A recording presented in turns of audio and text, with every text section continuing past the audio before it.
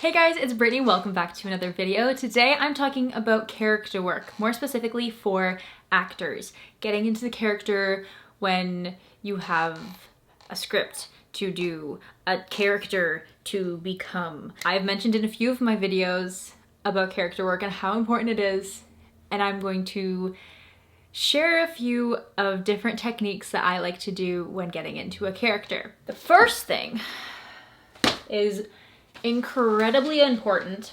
It is Uta Hagen's 9 questions. If you have never heard of these before, I'm about to change your life. I use this every single time I get a new character. Some things in a script, it's like, this is your character. There are some things that you just can't change, like you can't make it up. But if you're given a very brief summary, even if you are given so much detail, there's still so much room for you to be creative, and that's your job as the actor, is to take what's written in the script and then expand on that and go further. So many people out there can act, but it's what you do with the character that makes you unique.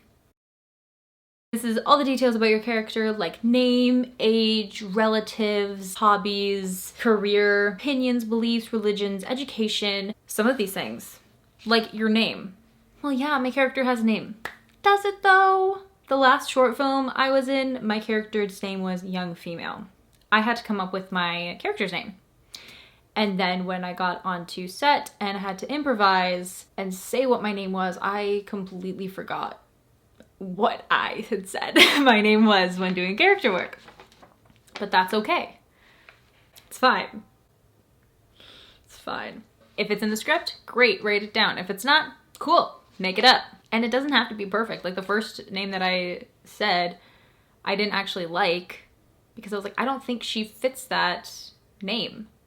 It ended up being the name I said anyway, so it didn't really matter. And some other questions are, what is my present state of being? How do I perceive myself? And what am I wearing?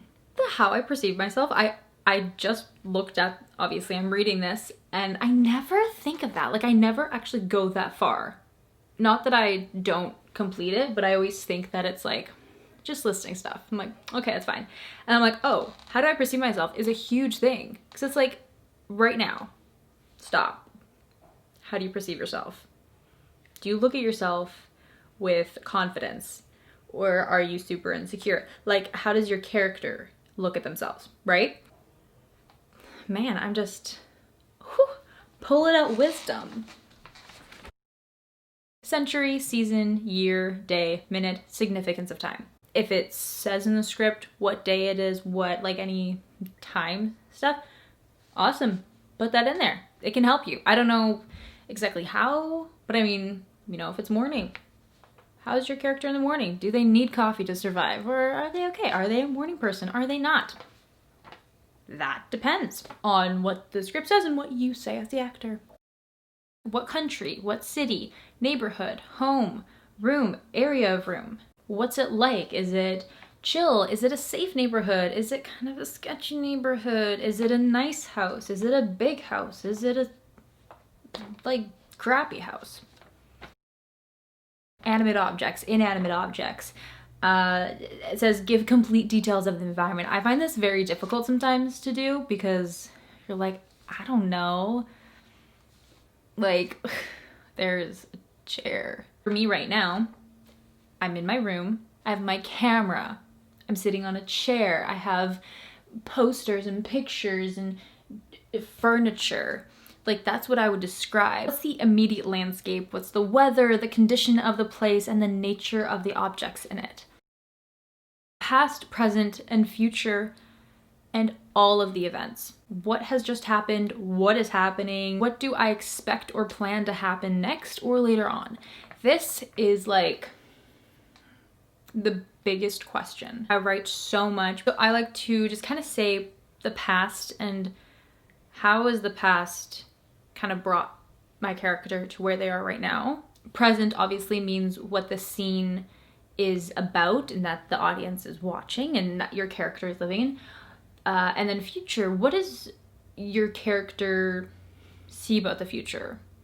Like, are they optimistic? Are they pessimistic? This is my acting book, so this is where I do all these questions. It's filled. So this is my last short film that I did. That was like the past, present, and future, and that's just for like a short film. So imagine what you could do with more than that. This doesn't mean romantic relationship. It could, but that's not what it means all the time. Relation to total events, other characters, and to things. What is my relationship to this coffee right here? It's delicious.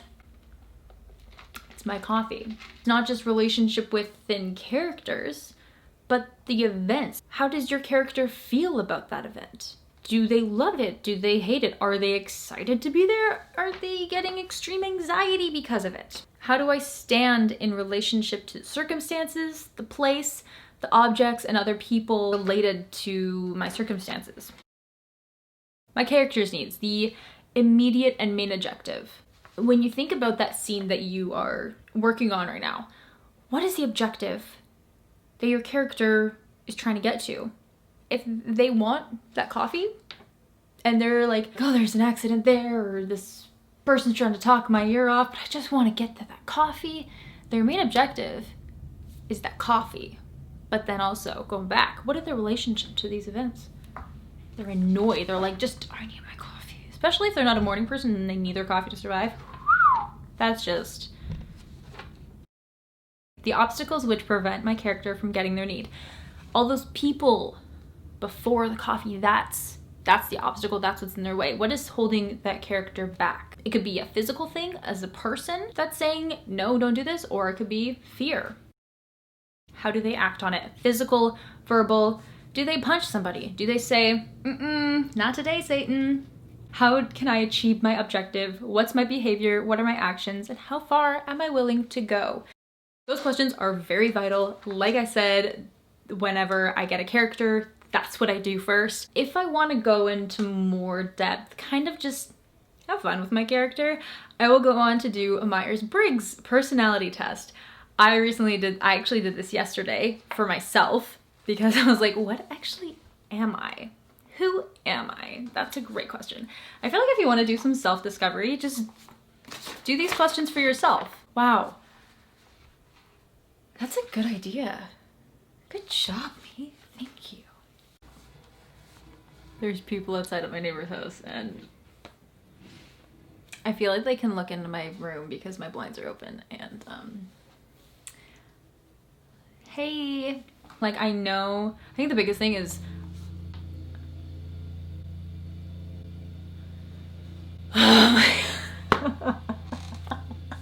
why? Wow. I'm sorry, let's just pretend that this isn't happening. We're actors here, right? We can just pretend that that noise is not happening. Myers-Briggs doesn't really make sense to me, aside from knowing if they're an introvert or extrovert or not. I took this test yesterday just to see, like, what am I? I'm an ISFP-T. So I like to do these tests and then kind of compare to myself. Of like, how different is this character from me? Honestly, even if you don't care about the result really, it still is a good way to figure out your character. Like when you're doing the questions and you get to one and you're like, I don't know how to answer this with my character, make it up. That's your job. And then it gets you more into your character's mindset and knowing who your character is more deeply. Something else I've done at least once before is make a playlist for my character. I do this typically when I'm doing musicals, and most of the time it's just like pump up jams. I typically don't do this. I definitely would if I got cast in things and actually had time to, like, you know, we're gonna get into character now. Instead of being like, okay, I'm ready for you. But like, I'm not in character though. Who is this? Okay.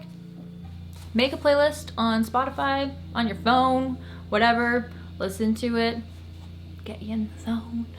Another thing is, think of how your character would do daily routine stuff. How would your character get out of bed? What would their morning routine consist of? And go outside of the script. Like I've said multiple times, the character is not confined to just the script. There's so much room to create and be imaginative, and it's just like crazy, and I'm inspiring myself right now. I love me. I love me. Yay, positive self-talk. The last thing that I'm gonna say is something I actually already said, and that's go into depth more than what the script says. The writer is the writer. They write the basics of the character, and now it's your job as the actor to bring that character to life and make them human, unless they're not actually supposed to be human. But then we're going into sci-fi and who knows what. The point of character work is so that you know who you're playing. So that's not just like, oh, this is something that I don't have an attachment to. Like, you have that attachment when you do character work because you are that person. So as soon as they yell action, boom, you're that person.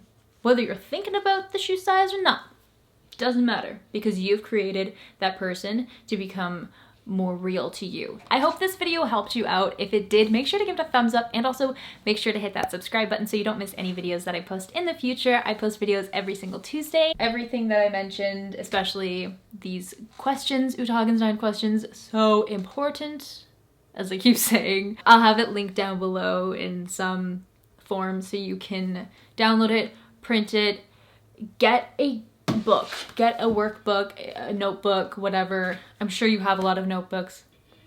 I have so many notebooks. Best of luck on your character work. If you have any more tips that you think I forgot, let me know in the comments below, and I will see you in my next video. Bye.